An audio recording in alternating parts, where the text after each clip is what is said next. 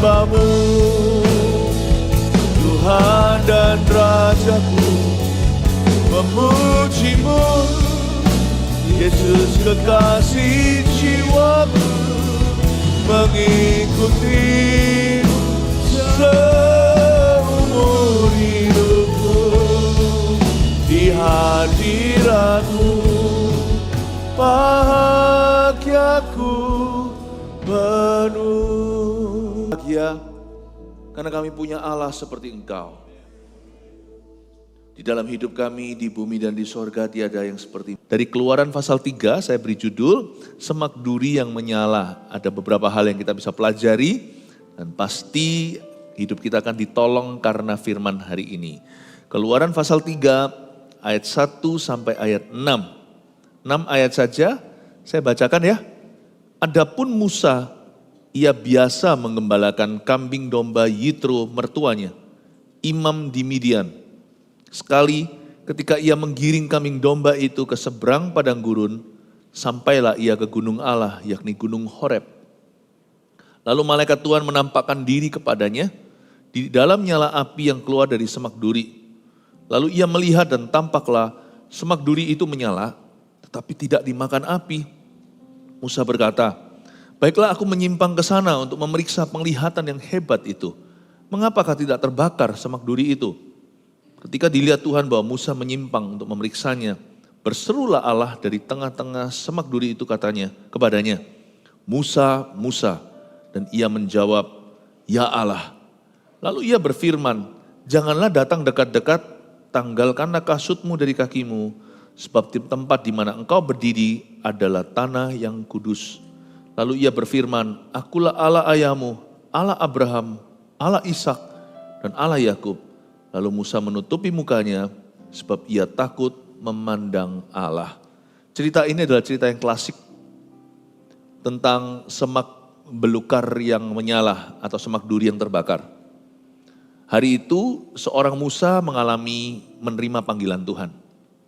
Dia atau mantan pembunuh. Sengaja atau tidak disengaja dia emosi membunuh seorang Mesir. Lalu dia lari ke Midian. Di situ dia dapat istri. Dan dia melarikan diri, mengasingkan selama 40 tahun. Dan Tuhan menampakkan diri dan mengutusnya kembali ke Mesir, tapi kali ini untuk melepaskan bangsa Israel dari tanah perbudakan. Cerita ini cerita yang tidak asing di telinga kita, tapi kita akan menerima pewahyuan-pewahyuan yang beda untuk kita bawa. Dan saya percaya firman itu pelita bagi kaki dan terang bagi jalan. Minggu ini hidup Anda gak akan jauh-jauh dari rema yang Anda terima. Kita pelajari 1-2 hal. Kita mulai dengan ayat 1 dulu. Adapun Musa, ya ini lakonnya ini. Ia biasa menggembalakan kambing domba Yitro mertuanya. Tuhan itu tahu kebiasaan kita. Saya garis bawahi dalam Alkitab saya, ia biasa. Apa yang jadi kebiasaan Anda itu tidak sampai diabaikan Tuhan. Kebiasaan baik, kebiasaan buruk Tuhan tahu semua. Memang kalau manusia itu manusia kebiasaan, itu sudah biasa. Kita melakukan sesuatu beberapa kali itu jadi kebiasaan baru. Jadi sebenarnya gampang sih mau menggantikan kebiasaan lama, yaitu memulai dengan kebiasaan baru. Kita itu manusia habit. Bahkan dalam bahasa Inggrisnya, kebiasaan buruk itu habitual sin. Dosa yang karena kebiasaan-kebiasaan yang salah. Ada orang yang biasa gosip, ya pasti hidupnya tidak damai sejahtera dan dia pasti bermusuhan dengan orang. Ada orang yang kebiasaannya tidur malam-malam, bangun siang-siang yang mana bisa diberkati pekerjaannya. Musa ini punya kebiasaan, yaitu menggembalakan kambing domba Yitro. Tapi Tuhan hari itu akan masuk di tengah-tengah kebiasaannya dan menunjukkan sesuatu yang sangat luar biasa. Izinkan Tuhan masuk dalam kebiasaan Anda sehari-hari, libatkan Tuhan dalam aktivitas sehari-hari. Dan biarkan Tuhan menunjukkan sesuatu yang di luar biasanya dalam hidupmu. Jangan kita itu terpaku dengan kebiasaan yang kita miliki. Belajar terbuka untuk sesuatu yang baru dari Roh Kudus. Tanpa harus meninggalkan kebiasaan kita bekerja, bangun tidurku terus mandi, tidak lupa menggosok gigi. Semua rutinitas itu, asal itu baik dan benar, pertahankanlah. Tapi jangan berhenti sampai sana. Minta sama Tuhan maksud ilahi.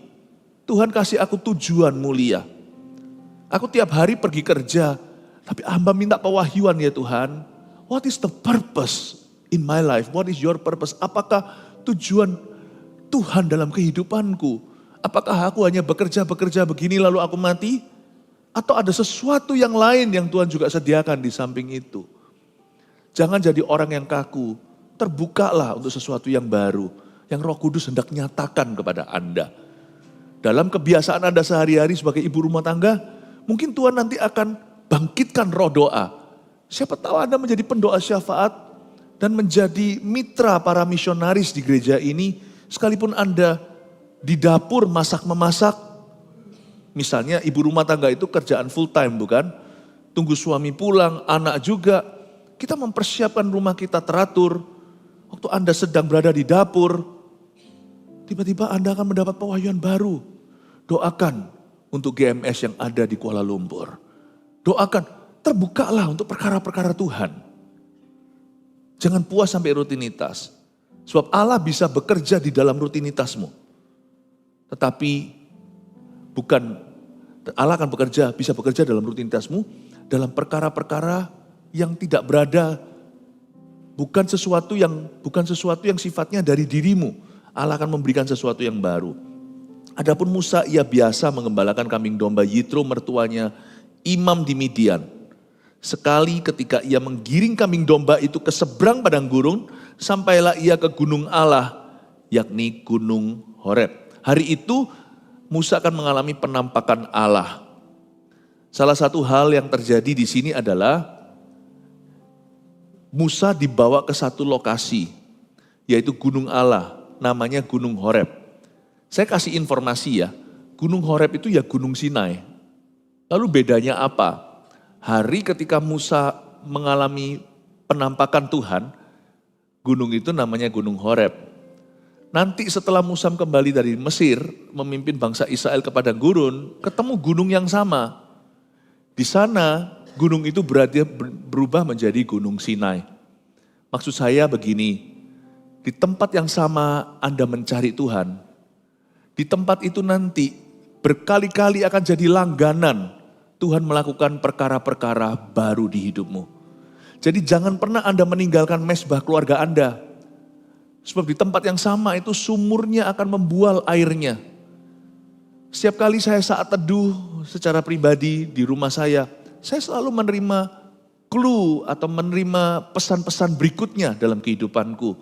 Jangan pernah menganggap gereja itu rutinitas pada hari ke-7, yaitu hari Sabat, hari Minggu kita datang ke gereja, ibadah lagi, semua jadi rutin, setiap minggu selalu ke gereja. Tapi setiap kali Anda datang dalam rutinitas ibadah, harapkan perkara-perkara Allah berikutnya. Gunung Horebmu itu gunung Sinaimu, gunung Horeb tempat Musa melihat semak belukar terbakar. Tapi nanti di tempat yang sama, waktu dia kembali dari Mesir, di situ dia menerima 2 loh batu dengan 10 perintah Allah. Musa naik ke gunung yang sama. Dan dia tinggal di atas itu 40 hari lamanya. Dia berpuasa. Dan dia menerima semua pewahyuan, kejadian, keluaran, imamat, bilangan, ulangan, berapa hasta-hasta, semuanya tentang tabernakel. Semua plan atau rencana Allah diwahyukan. Padahal hari itu waktu dia di gunung itu, dia hanya melihat semak duri terbakar. Tapi nanti waktu dia ke sana lagi, lokasinya sama. Dia menerima semua pewahyuan-pewahyuan berikutnya. Don't just come to church, jangan hanya datang ke gereja. Gereja yang sama, pukul 7 misalnya, kalau ini jadi rutinitasmu. Anda ibadah setiap hari Minggu, di tempat yang sama itu Tuhan akan wahyukan lagi dan lagi.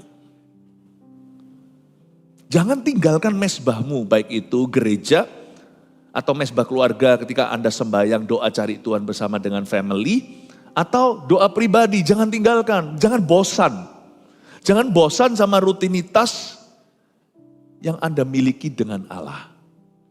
Karena di tempat yang sama itu, Tuhan akan wahyukan lagi sesuatu. Tuhan akan nyatakan sesuatu yang baru. Perkara-perkara supranatural pun terjadi. Amin. Bapak Ibu Saudara, belajar setia. Beberapa ahli teolog menyimpulkan bahwa Horeb dan Sinai itu adalah gunung yang sama, cuman lokasinya east and west. Gunung yang sama kan bisa ada dua punggungnya, seperti unta. Ya, dua puncaknya.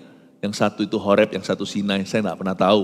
Kita nggak akan pernah tahu sesungguhnya seperti apa. Pokoknya intinya di gunung yang sama itu Tuhan nanti menampakkan diri lagi kepada Musa. Kali itu lewat semak duri. Lain kali 40 hari dia muka dengan muka dengan Musa dengan Allah. Jadi saya ingin menekankan kepada Anda, di tempat yang sama Tuhan bisa bekerja sesuatu yang baru. Jangan pernah remehkan rutinitasmu. Satu rutinitas atau kebiasaan yang harus kita patahkan dan jangan kita simpan. Ya, jangan kita pupuk maupun pelihara adalah kebiasaan buruk.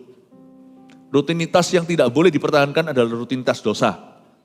Tapi kalau rutinitas yang sifatnya baik dan benar, rutinitas yang sifatnya ilahi, yang sifatnya spiritual, pertahankan. Karena di tempat itu berkali-kali Tuhan akan langganan dengan Anda.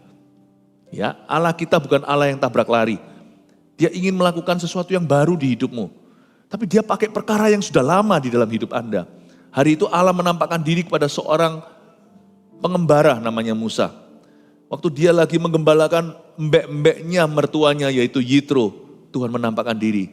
Tuhan kalau menampakkan diri kepada kita tidak perlu cari tempat yang jauh. Tuhan kalau menampakkan diri selalu memulai dengan sesuatu yang sudah familiar, yang sudah biasa dalam kehidupan kita. Jangan anggap remeh. Pernikahan Anda, udah menikah puluhan tahun misalnya, Tuhan bisa memperbaharui. Di dalam keluarga Anda juga Tuhan bisa melakukan sesuatu yang dahsyat sekalipun sudah begitu-begitu aja berabad-abad. Jangan ada kehilangan harapan, jangan putus asa. Tapi serahkan seluruh hidupmu termasuk kebiasaanmu kepada Tuhan.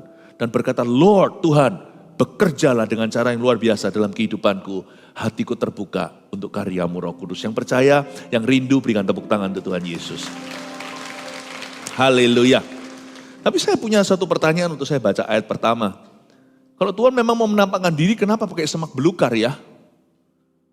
Kok enggak pakai mertuanya Musa aja namanya Yitro yang sudah jadi imam di Midian? Kenapa ya? Padahal menurut saya, Yitro si imam di Midian ini juga orang baik loh. Alkitab tidak pernah mencatat dia orang jahat. Pernahkah Anda renungkan waktu Anda baca ayat demikian, kenapa kok Tuhan tidak mewayukan dirinya lewat orang aja? Kenapa Tuhan mewayukan diri lewat tanaman? Bahkan itu bukan tanaman, semak belukar itu kan tanaman liar. Dan itu mengganggu biasanya, petani-petani tahu. Kenapa kok Tuhan tidak pakai imam di Midian itu? Bukankah semua orang berkata agama mengajarkan sesuatu yang baik? Tuhan itu tidak ada in religion. Jangan kita kira. Tuhan itu tidak akan menitipkan dirinya kepada roh agamawi. Tuhan akan titipkan itu. Sebab roh agamawi itu lebih sifatnya hanya sekedar peraturan, teori. Sedangkan Allah kita, dia adalah pribadi yang hidup. Karena itu jangan pernah kita mengira bahwa ya sudah pokoknya yang penting kita itu memeluk agama jadi orang baik. Gak akan kenal Tuhan. Gak akan kenal Yesus kalau orang hanya maunya begitu. Tapi ketika seseorang hatinya sungguh-sungguh serius dengan hidupnya, Tuhan, aku mau tahu makna tujuan hidupku. Kenapa engkau menciptakan aku? Dia gak akan puas dengan roh agamawi. Dia pasti cari kebenaran. Imam di Midian ini bukanlah bangsa Yahudi. Mereka bukan umat pilihan. Yitro ini bukanlah keturunan Abraham. Bukan, karena melalui keturunan Abraham lah keluar Injil. Yitro, Imam Midian ini agama lain. Bagi kita orang-orang yang percaya kepada Tuhan Yesus, bagi kita orang-orang yang pegang teguh pada Alkitab, jangan cari kebenaran pada kepercayaan-kepercayaan lain yang bukan keyakinan kita. regardless, tak peduli, sekalipun pengajarannya baik sekalipun pengajarannya kelihatannya itu sanliang atau saleh, jangan diikuti. Jangan kita polos-polos sebagai anak-anak Tuhan. Kita punya kebenaran. Hal-hal yang baik yang kita bisa temukan pada imam-imam di Midian, itu semuanya serba kebetulan kalau ada kemiripan dengan Injil. Tapi beda secara fondasi fundamentalnya. Dua hal bisa mirip loh. Saya pernah sekali itu melihat satu karya tangan orang, kelihatannya kayak puding. Itu mirip sekali waktu saya di Jepang. Itu bagus dia bikin daminya atau bikin itunya bonekanya. Saya bilang waktu di etalasenya restoran, saya bilang, ini asli ya dipajang sini. Nah, apakah setiap hari dia ganti? Lalu orang Jepang yang teman saya berkata, bukan. Dia bilang, ini hanyalah palsunya. Mirip sekali sama roti, mirip sekali sama puding. Coba dimakan, meskipun tampak matanya sama. Anda makan satu, enak yang asli. Anda makan yang dummy, waktu Anda makan itu, Anda makan plastik. Tapi mirip gimana? Mirip, banyak hal yang mirip sama Alkitab di luar sana, tapi bukan. Jadi Anda jangan cari kebenaran di Midian. Jangan, itu nanti membingungkan. Bukan berarti kita eksklusif orang Kristen ini, bukan. Tapi kita harus pegang teguh pada keyakinan kita, tapi gak boleh menjelekkan orang lain. Kita harus menghormati perbedaan, tapi kita pegang teguh pada keyakinan. Tuhan Yesus tidak menitipkan dirinya di Midian. Hanya Injil. Hanya Injil.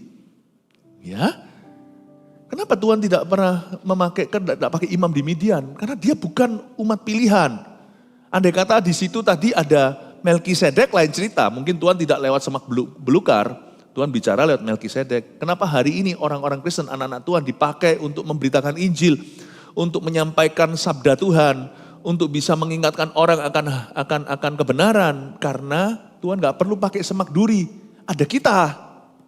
Ngapain sekarang Tuhan pakai semak belukar? Wong saya masih bisa berkhotbah menyampaikan firman Allah. Paham maksud saya? Tuhan tidak akan menitipkan dirinya kepada pihak-pihak yang tidak dia pilih. Apa yang bukan Injil ya bukan Injil, sekalipun banyak kemiripan. Jadi hati-hati dengan apapun yang beredar di luar sana, termasuk di dalam media sosial. Anda jangan terima mentah-mentah hanya karena ada mirip-miripnya. Kita harus kembali kepada firman. Tuhan tidak menitipkan diri pada imam di Midian. Kalau hari itu di sana ada Abraham, Tuhan pasti bicara lewat Abraham. Kalau di situ ada Daud, Tuhan akan bicara lewat Daud. Kalau di situ ada di situ ada di perjanjian baru seperti Rasul Petrus, Rasul Paulus, Tuhan akan pakai mereka. Tapi tidak ada siapa-siapa kecuali embek-embek dan kambing domba, Tuhan pakai semak belukar. Dari sini kita ketahui bahwa Tuhan tidak bicara lewat roh agamawi. Ya. Dan gunung Allah, yakni gunung Horeb itu, di situ Tuhan menampakkan diri lewat semak duri yang menyala dan Musa mendengar suara Allah. Mari kita lihat ayat 2. Lalu malaikat Tuhan menampakkan diri kepadanya dalam nyala api yang keluar dari semak duri. Kata malaikat Tuhan ini pakai M huruf besar, sadarkah Anda? Ini bukan malaikat sungguhan, ini Tuhan Yesus di perjanjian lama. Kalau Anda baca di Alkitab, di perjanjian lama ada malaikat Tuhan yang menerima persembahan dari papanya Simson ketika malaikat itu memberitakan kabar baik bahwa istrinya akan hamil, lalu habis itu malaikat itu naik di atas persembahan itu, lalu lenyap, menguap ke udara, naik ke atas. Itu bukan malaikat, itu Jesus Christ. Tapi penampakannya di perjanjian lama sebelum Tuhan Yesus diberi nama Immanuel, yaitu Yesus Kristus lewat malaikat Gabriel kepada Maria. Jadi Anda tahu bahwa ayat 2 yang ketemu sama Musa itu adalah the Lord Jesus Christ. Tuhan Yesus Kristus di perjanjian lama. Lalu malaikat Tuhan itu menampakkan diri kepada Musa dalam nyala api yang keluar dari semak duri. Ya, karena dia tidak memakai seorang manusia atau bejana tanah liat. Tuhan itu menaruh harta karun, harta sorga di dalam bejana tanah liat. Bayangin orang-orang kayak kita ini loh, bisa menangkan seseorang, bisa doakan seseorang. Kita ini siapa? Siapakah aku ini jadi biji matamu? Kita ini semuanya adalah bejana tanah liat. Tapi Tuhan taruh harta yang tersembunyi. Kita itu harus rendah hati loh kalau bisa melayani, baik yang kelihatan maupun yang di balik layar, yang di belakang sana, di belakang di depan megang kamera. Tuhan itu nggak perlu pakai kita. Tuhan kalau mau pakai semak duri juga bisa, tapi Tuhan memakai kita, bejana tanah liat. Yang kalau nggak mandi 1 minggu ada dakinya. Kita ini dari clay, tapi Tuhan taruh harta yang luar biasa, Tuhan taruh Injil pada kita. Tuhan taruh pada kita berita keselamatan. Tuhan taruh pada kita kuasa Roh Kudus sehingga kita doakan orang-orang sembuh. Padahal Tuhan kalau mau pakai sapu tangan atau bayang-bayang juga bisa. We should be humble kalau hari ini kita dipakainya. Tuhan kalau mau memberkati pekerjaannya dengan dana, Tuhan tidak perlu pakai seorang pengusaha atau businessman. Tuhan suruh aja seorang nelayan yang tidak kaya untuk pancing di dalamnya, cukup untuk membayar pajak mereka berdua di mulut silver coin yang ada di dalam seekor ikan. Tuhan itu kalau memberi makan, dia bisa dengan 5 roti 2 ikan memberi makan 5.000 orang tanpa lewat supermarket belanja dulu.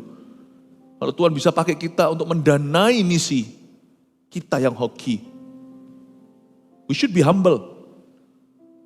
Lalu malaikat Tuhan itu menampakkan diri kepadanya dalam nyala api yang keluar dari semak duri, bukan bejana tanah liat. Lalu ia melihat dan tampaklah semak duri itu menyala tapi tidak dimakan api. Itu membuat Musa jadi terkejut, tercengang dan terkagum-kagum. Kok bisa ya semak duri itu berapi-api tapi tidak hangus? Api macam apaan ini? Karena itulah Musa tertarik untuk melihat. Maka kita lihat ayat 3, Musa berkata, baiklah aku menyimpang ke sana untuk memeriksa penglihatan yang hebat itu, mengapakah tidak terbakar semak duri itu. Ayat 3 ini adalah ayat transisi. Ayat 3 ini penting sekali. Tanpa ayat 3, Musa tidak akan ketemu Tuhan. Dan Tuhan tidak akan berbicara apa-apa. Ayat 3 ini adalah kunci buat kita. Kalau kita mau ketemu Tuhan, kalau kita mau menerima sesuatu dari Roh Kudus, kita mesti menyimpang dari kebiasaan kita. Bukan penyimpangan loh ya, penyimpangan seks, penyimpangan apa, bukan. Menyimpang itu artinya kita mesti melakukan sesuatu tindakan yang di luar biasanya. Kalau enggak, kita enggak akan ketemu Tuhan. Karena memang dibutuhkan kesengajaan yang luar biasa sih untuk mencari Tuhan. Percaya enggak? Semua kebiasaan kita untuk mencari Tuhan itu harus disengaja. Saya kalau mau mengikuti naluri daging saya, bangun tidur, ku terus tidur. Pernah enggak kita kalau bangun tidur lalu habis itu alarmnya nyala, lalu kita habis itu bukan tekan off tapi tekan snooze. Atau anak-anak muda kalau mau sekolah 5 menit lagi. Sebenarnya terus terang loh ya, 5 menit bedanya apa sama bangun sekarang? 5 menit lagi. Diet juga sama kan, bagi ibu-ibu selalu mulai besok. Olahraga juga sama kan buat bapak-bapak, selalu kapan? Tomorrow. Selalu begitu. Kalau kita mengikuti naluri daging kita, nggak akan pernah cari Tuhan, percayalah. Karena kita semua itu gravitasinya dosa. Tapi Musa hari itu melakukan sesuatu luar biasa. Dia ambil langkah yang beda. Baiklah aku menyimpang ke sana. Saya ingat 32 tahun lalu saya terima Tuhan. Saya keluar dari kursi saya ketika ada panggilan altar call. Kalau saya tidak menyimpang keluar untuk memberi diri kepada Yesus, atau mencari Yesus, atau didoakan oleh gereja, mungkin hari ini saya sudah binasa kali. Hari ini mungkin saya tidak ada dalam gereja, apalagi jadi hamba Tuhan, gak mungkin itu kejadian. Saya masih ingat kok. Saya ingat dalam hati saya ada suara berkata, kalau kamu tidak maju, kamu akan selama-lamanya begitu. Saya harus menyimpang ke sana, saya harus keluar dari kursi saya. Ketika diberi kesempatan, saya harus ambil kesempatan itu. Kebiasaan saya setiap pagi adalah saya berbahasa roh selama 40 menit di atas ranjang saya. Saya harus paksa. Karena waktu saya lagi ngantuk, apalagi kalau kemarin kerjaan berat, pagi ini pagi subuh-subuh saya harus bangun, saya harus doa dulu. Orang bertanya sama saya, kenapa sih harus bangun jauh lebih pagi? Karena orang lain Bangun tidurku terus mandi. Kalau saya nggak bisa begitu, bangun tidurku terus doa. Saya masih ada waktu di tengah-tengah itu sebelum saya mandi. Saya cari Yesus dulu. Makanya ada orang kalau nggak sadar tanya sama saya, kenapa Pastor Philip kalau pagi lama-lama? Saya bilang begini, karena lu orang bisa langsung kerja. Saya nggak bisa, saya doa dulu. Bukan lama-lama. Kamu bangun segini, aku bangunnya lebih subuh. Saya tidak akan korbankan waktu kerja saya. Saya korbankan waktu tidur saya. Makanya itu saya sebisa mungkin tidur lebih awal. Saya kalau tidak membuat kebiasaan ini dengan sengaja, itu komitmen yang luar biasa. Kayaknya saya nggak akan pernah cari Tuhan. Karena setiap orang yang mau mencari Tuhan harus menyimpang dari kebiasaannya. Menyimpang dari sana, harus. Kalau enggak ketemu sama Tuhan Yesus. Anda mau mengampuni, lawan arus 7 kali 70 kali. Lebih gampang kita untuk membenci daripada mengasihi, ya kan? Mengampuni sekali dengan berkali-kali, waduh ada orang itu yang memang gak tahu kenapa diizinkan Tuhan untuk menggocok kita. Orang yang sama, terus menerus lakukan begitu sama kita. Jadi kita harus ampuni lagi dan ampuni lagi. Lebih mudah mana? Berkata, aku tidak akan ampuni dia sampai dia berubah atau dia berubah atau tidak berubah. Aku mau taat pada Yesus, aku ampuni dia hari ini. Orang yang mau taat sama Tuhan, yang mau cari Tuhan, yang mau ketemu Tuhan, harus menyimpang dari kebiasaannya. Diperlukan kesengajaan yang dahsyat agar supaya kita taat. Hari itu Musa berkata, baiklah aku menyimpang ke sana untuk memeriksa penglihatan yang hebat itu. Mengapakah tidak terbakar semak duri itu? Saya buktikan ayat 4. Ketika dilihat Tuhan bahwa Musa menyimpang untuk memeriksanya, berserulah Allah. Jadi dengan kata lain, kalau Musa tidak menyimpang ke sana untuk memeriksanya, Tuhan juga tidak akan berseru. Saya ulang ya, saya tambahi satu kata untuk membuat kita lebih mengerti dalam versi sehari-hari. Ketika dilihat Tuhan bahwa Musa menyimpang untuk memeriksanya, barulah berserulah Allah. Saya jadi ingat Yakobus pasal 4 ayat 8a, tidak usah dibuka. Mendekatlah kepada Allah, maka ia akan mendekat kepadamu. Keselamatan itu Tuhan yang inisiatif. Kita belum lahir lagi, kita masih berdosa, Tuhan sudah mati di kayu salib. Tapi setelah Yesus mati untuk kita, jalan terbuka, tirai sudah robek dari atas ke bawah. Tuhan tuh gak pernah paksa loh kita untuk cari dia. Gak pernah loh, cuman kita itu mau lebih mendengarkan kerinduan kita, manusia roh kita atau manusia daging kita yang mau menjauh dari Roh Kudus. Tuhan gak pernah paksa kita. Jadi untuk mendekat pada Allah itu tidak perlu kita itu diseret sama Tuhan. Untuk mendekat pada Allah itu hanya bermula dari kesadaran. Kalau kita nggak mendekat, ya Tuhan akan mendekat ke kita. Bukan berarti Tuhan cuek. Enggak, Tuhan nggak memaksa.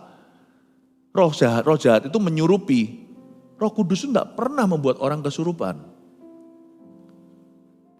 Jadi mendekat pada Allah itu harus inisiatifnya dari kita.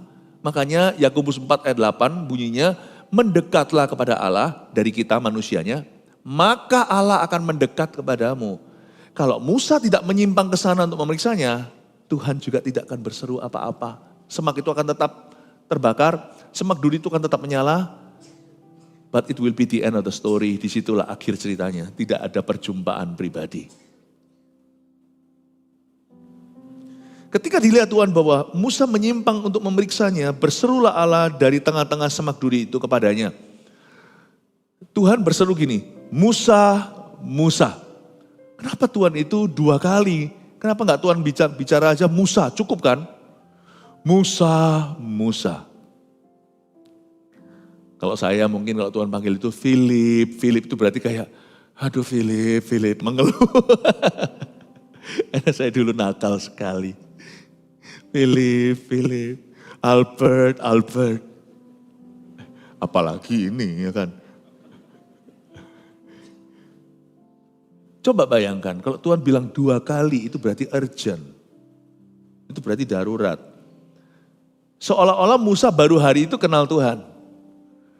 Tapi Tuhan sudah tunggu Musa itu 430 tahun. Loh kok bisa? Bukankah keturunan Yakub pindah ke Mesir? Lalu habis itu mereka diperbudak 400 tahun oleh orang Amori itu. Lebih tepatnya 430. Tuhan yang maha tahu, sudah tahu semua orang sebelum lahir. Tuhan itu sudah menanti-nantikan Musa itu. Waktu dia dilahirkan terjadi pembunuhan bayi secara massal, Musa itu disembunyikan selama berapa bulan. Mamanya taruh dia di bukan palungan, di satu basket gitu, kasih papirus, kasih bahan-bahan ter yang untuk bikin aspal supaya tidak tembus airnya, supaya waterproof, ditaruh di situ di Sungai Nil, lalu ditemukan oleh putrinya Firaun. Apa Tuhan tidak tahu? Tuhan sudah menunggu bocil ini untuk bertumbuh dewasa, jadi pembunuh. Waktu dia berkata, Musa, Musa, waktumu telah tiba, bebaskan umatku, kau yang kupilih. Bagi Musa baru ketemu, bagi Tuhan udah tahunnya 430, Tuhan mau bebaskan umatnya dan Tuhan mau pakai Musa. Anything, apapun yang Tuhan ucapkan 2 kali kepadamu, itu urgent sifatnya. Saya itu paling gak ngerti, kadang-kadang ya saya juga begitu sih, saya ngaku. Kita itu kalau disuruh Tuhan itu masih minta tanda itu loh, kok manja. Berapa banyak di antara kita itu sudah diberitahu Tuhan 2 kali, sekali lewat firman, sekali lewat khotbah, 3 kali malah. Kalau seorang teman berkata, ayolah melayanilah, kamu jangan ke gereja gini terus, ayo ikut MSJ 1, ikut kelasnya supaya dilengkapi agar bisa pelayanan, My Spiritual Journey 1. Ayo ikut CG lah. Kalau dihitung-hitung ya, 4-5 kali ada, kita tuh disenggol, lama-lama kita senggol bacok kok sama orang ngomong sekali lagi awas, aku gak ke gereja. 4-5 kali, sekali lewat firman, kita merasakan, hati nurani kita itu seperti menuduh, seperti memanggil, seperti menggerakkan kita, tapi kita tidak responi. Sekali lewat khotbah, kadang-kadang kita mikir ini khotbahnya kayak nyindir aku nih kali. 3 nanti lewat teman kita, teman satunya lagi, bolak-balik diingatin. Menurut saya kalau Tuhan bicara kepada Anda dan saya 2 kali dan kita tidak melakukan, menurut saya kita keterlaluan. Kalau sampai perlu 2 kali aja, itu sudah semi kegagalan. Harusnya Tuhan bicara sekali cukup buat kita. Mana ada raja yang harus ngerengek sama umatnya. Mana ada Tuhan yang harus bicara 2 kali. Kita pun punya pegawai. Kita beritahu sama pegawai kita, misalnya ada sekretaris yang berikan, tolong ya padahal ngomongnya baik-baik aja langsung didengar. Tolong ya aku minta kopi. Langsung datang 5 menit kemudian. Kalau minta kopi 2 kali, kopi saya mana? Kalau kita pergi ke restoran aja. Lalu kita ngomong kopinya 3 kali 4. Kelima, kopi 4-5. Nah Tuhan kok digitukan? Adakah hal-hal tertentu yang Tuhan bicara dalam hidupmu lebih dari 2 kali belum kau lakukan? Menurut saya keterlaluan. Agak too much. Lalu kita habis itu menyembah dan berkata, engkau Tuhan. Really? Sungguh? Kalau dia Tuhan, kenapa kau tidak lakukan apa yang dia perintahkan? Lalu kita berkata dia guru, kenapa tidak meneladani dirinya? Kita berkata, Bapak kau tidak uhau sama Tuhan. Papa saya nggak perlu ngomong 2 kali, sungguhan. Papa saya suatu hari kepingin kue tiaw. Langsung tidak perlu pakai apa, langsung karena saya nggak ngerti, saya gaptek, saya ngomong sama putri saya, Vanessa, langsung belikan, langsung bungkusan kue tiaw datang, di situ langsung. Minta, aduh kebanyakan, nggak apa-apa, lebih baik kebanyakan daripada tidak. Nggak akan, saya pasti akan indahkan. Dari dulu saya diajari oleh orang tua waktu saya masih kecil, harus mengasihi dan menghormati. Pasti langsung saya berikan. Kalau dia adalah Bapak kita, kenapa kita tidak memperlakukan dia demikian? Tuhan berkata sama Musa, Musa, urgent, darurat, penting sekali, mendesak. Lalu ia berfirman, ayat 5, coba lihat ya firmannya, janganlah datang dekat-dekat, tanggalkanlah kasutmu dari kakimu, sebab tempat di mana engkau berdiri itu adalah tanah yang kudus. Lalu lagi ia berfirman, jadi ada 2 firman ya, ayat 5 lalu ia berfirman, ayat 6 lagi ia berfirman, akulah Allah ayahmu, Allah Abraham, Allah Ishak dan Allah Yakub. Lalu Musa menutupi mukanya sebab ia takut memandang Allah. Ada 2 firman, katakan ada 2 firman. Saya tunjukkan ya, selalu mengenal Tuhan yang memanggil Musa 2 kali itu. Tuhan kalau berfirman itu selalu number 1, selalu nomor 1. Mendorong kita untuk taat, selalu. Tuhan itu kan Bapak ya, dia itu pasti mendidik ya. Mana ada bapak yang tidak menggarap karakter anaknya dulu sebelum memberi dia upah. Tuhan itu kalau berfirman itu selalu pertama tentang kekudusan. Karena tanpa kekudusan tidak mungkin kita melihat Allah. Jadi kekudusan itu penting bagi Tuhan karena itu berarti persatuan dengan kita. Tuhan itu minta kekudusan di hidup kita bukan karena dia itu mau kita sengsara, ambil freedom atau kebebasan kita. Bukan. Karena Allah itu kudus. Jadilah kudus, be holy for he is holy dalam bahasa Inggrisnya jadilah kudus. Sebab dia yang memanggilmu adalah kudus. Jadi kalau tanpa kekudusan, ya berarti Anda tidak bisa dekat dengan Tuhan. Mazmur 24 dengan apa? Siapa yang boleh mendekat atau naik ke gunung Allah? Yang tangannya tidak laknat, yang mulutnya tidak jahat, yang hatinya tidak punya maksud yang buruk. Lagi ia berfirman, jangan dekat-dekat, tanggalkan kasutmu dari kakimu. Ada sesuatu yang perlu kamu tanggalkan. Kalau kamu mau menjadi umat pilihanku, kamu harus tanggalkan perselingkuhanmu. Tidak bisa gitu terus dan keluargamu diberkati. Sebab aku tidak pernah memberkati dosa. Kalau kamu mau ikut aku, kamu harus tanggalkan kasutmu. Kebiasaan burukmu itu loh. Mungkin bagi beberapa anak-anak muda yang jatuh dalam dosa seks misalnya, jatuh bangun. Tetapi tetap harus ada usaha dari sisi kita untuk berubah. Meskipun nanti kalau kita berubah bukan karena usaha kita, tapi karena kuat kuasa Roh Kudus. Tapi dari hati kita harus ada niat dulu dan tekad bulat. Jatuh lagi urusan nanti cepat bangkit. Tetapi di dalam hati tidak boleh ada kesengajaan. Meskipun setiap dosa ya sengaja. Nah ada orang itu dosa tiba-tiba, ups aku nggak tahu aku berdosa, itu keputusan. Tetapi harus ada tekad dulu. Tanggalkan sepatu, tanggalkan kasutmu. Tidak bisa begitu. Kalau kamu mau ikut aku, kamu mau melihat berkat-berkatku, kamu tidak boleh kepahitan, kamu harus ampuni. Selalu firman pertama itu kekudusan. Pernahkah Anda datang dalam masalah, minta tolong sama Tuhan, tapi yang Tuhan minta langsung adalah kekudusan? Jangan Anda berkata, Tuhan tidak peduli sama aku, justru karena dia pedulikan.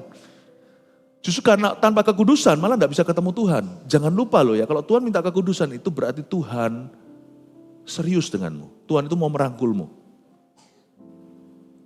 Hal pertama yang Tuhan minta sama Musa waktu dia datang bukannya dikasih mandat untuk lepaskan bangsa Israel atau dijanji penyertaan Allah. Bukan itu dulu. Tuhan berkata tanggalkan kasutmu.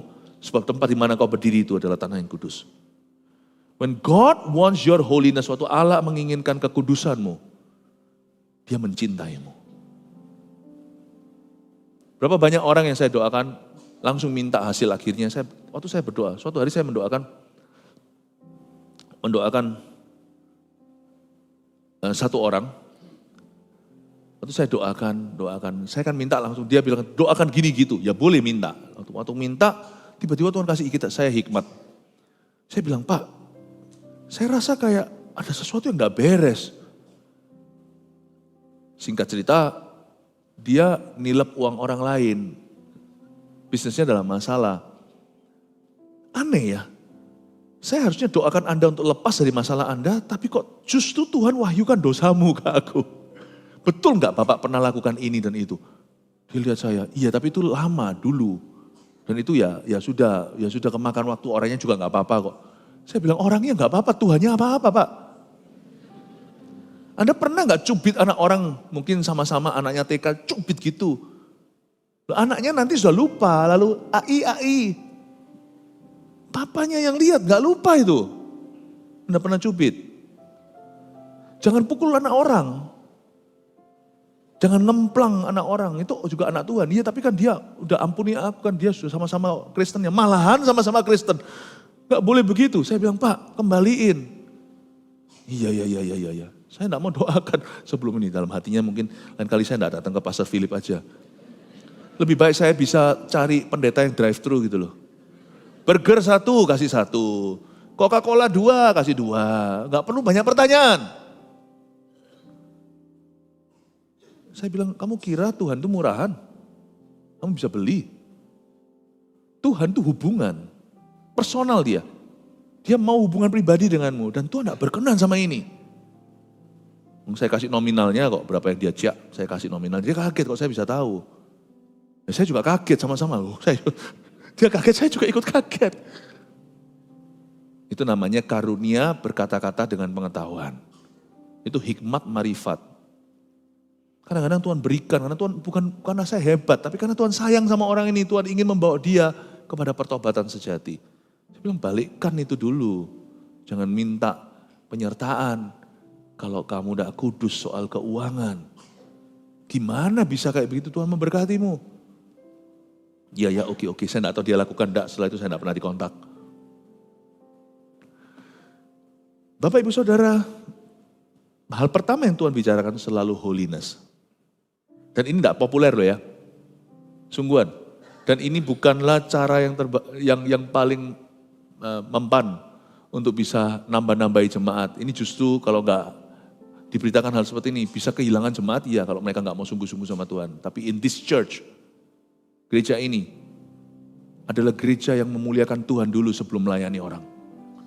Jadi Anda kalau minta sama Tuhan, hal pertama firman nomor 1 yang keluar yang muncul dari tahta Allah selalu tentang kekudusan Anda. Selalu itu. Mikir lagi kalau mau datang ke Tuhan. Mikir lagi. Sebab Tuhan tidak membangkitkan anak murahan. Tuhan tidak memanggil umat gampangan. Tapi yang Tuhan panggil adalah umat yang Tuhan layakkan. Lalu firman kedua, Tuhan itu adil dan luar biasa. Lagi ia berfirman, akulah Allah ayahmu, Allah Abraham, Allah Ishak dan Allah Yakub. Lalu Musa menutupi mukanya sebab ia takut memandang Allah. Berarti penyertaan mulai datang, ada kuasa. Firman kedua itu selalu setelah kekudusan akan selalu disambung dengan penyertaan. I am with you. Akulah Allah Abraham, Ishak, Yakub. Immanuel, aku akan menyertaimu. Lihat kalau kamu ampuni ya. Lihat kalau kamu ampuni. Lihat bagaimana aku akan mencurahkan kasih karuniaku. Seperti yang belum pernah kamu minta. Tuhan tidak harus memberi kita upah. Taat itu kan memang sepatutnya, seharusnya. Emangnya kalau kita taat sama Tuhan itu perlu dikasih reward gitu? Ya enggak. Tapi Allah kita itu murah hati, enggak mungkin dia berhenti di situ. Lihat ya, waktu Sakius memberikan 4 kali lipat pada siapapun juga yang dia ini ya, yang dia tipu atau yang dia ancam. Tuhan berkata, lihatlah keselamatan turun atas atap rumah ini. Allah kita itu tidak pernah berhenti di berkata, oke, nggak pernah di situ. Tuhan pasti menyertai. Sekalipun kalau kita taat ya sepatutnya, tapi ujung-ujungnya Allah selalu menjanjikan penyertaannya yang berlebih-lebihan untuk kita. Coba kalau kamu sungguh-sungguh ya, belajar murah hati sama orang lain. Coba lihat ketika engkau memberi dengan segenap hati dan dengan sukacita. I love the cheerful giver. Tuhan itu berkenan kepada orang-orang yang memberi dengan sukacita. Coba lihat ya, tingkap-tingkap langit akan aku buka. Nggak harus sih kita memberi sesuatu, apapun itu termasuk materi, Tuhan akan memberikan 100 kali lipat kembali. Nggak harus. Emangnya Tuhan hutang apa sama kita? Kita nggak masuk neraka aja udah kamsya. Tapi Tuhan gak pernah berhenti di situ. Tuhan pasti akan berkata, Tuhan pasti akan terharu. Tuhan gak akan berhenti di sana. Allah kita itu berlebihan dalam kasih karunia. Dia selalu melakukan yang dia tidak harus lakukan untuk kita. Pada akhirnya, Tuhan pasti berkata, aku sertai kamu anakku. Lihat tingkap langit pun kubuka. Padahal Tuhan tidak harus lakukan itu. Tuhan tidak berhutang budi sama kita. Sekalipun hari ini semua di hidup kita diambil olehnya. Bahkan kalau perlu badan kita dibakar. Masuk ke dalam api menyala-nyala untuk namanya. Tetap gak bisa tutup utang kita sama Tuhan. Tetapi ketika kita sungguh berniat untuk mengutamakan Dia dalam segala tindak tanduk kita dan kelakuan kita. Dalam segala perbuatan kita, kita dahulukan Tuhan. Coba lihat ya, Tuhan tidak berhenti di mil 1, Tuhan akan bawa kita ke mil 2 dan berkata, aku sertai kamu anakku, tingkap langit kubuka, lihat kasih karunia yang akan kucurahkan. Mulai hari ini, kata Hagai, aku akan memberi berkat. You don't have to do that. Tapi Tuhan tetap lakukan itu. Itulah Allah kita. Dia tidak pernah berhenti sampai minta kekudusan. Dia akan teruskan sampai menyertai hidupmu. Dia akan lanjutkan sampai penyertaan. Oke? Saya selesai dengan ini, saya kasih 3 rangkuman apa yang kita pelajari. Banyak ya, yang harus kita terima. Tangkap semuanya. Nah, seharian ini nanti masih banyak rema-rema yang baru, ini baru pemanasan saja. Nomor 1, semak duri yang menyala. Apa aja rema yang kita terima hari ini? Dibutuhkan kesengajaan yang luar biasa untuk mencari Tuhan. Intinya gini loh, kalau ibadah gereja, jangan cari gereja yang dekat rumah.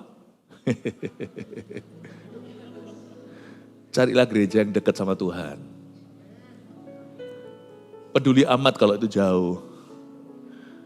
Orang-orang selalu cari gereja yang datang ke dia. Salah lah, Musa menyimpang ke sana kok. Ya, 2, apapun yang Tuhan perintahkan 2 kali berarti mendesak sekali. Kasih catatan pribadi, kalau lebih dari 2 kali sesuatu yang Tuhan suruh belum kulakukan, tulis, aku keterlaluan sekali.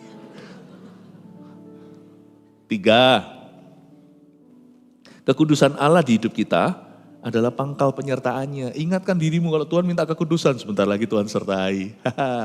Isn't that wonderful? 3 poin ini munculkan, 3 sudah. Silakan difoto, saya di sini yang di bagian kosong. Monggo silakan, haleluya, amin. Puji Tuhan, mari kita semua bangkit berdiri, berikan tepuk tangan untuk Tuhan Yesus.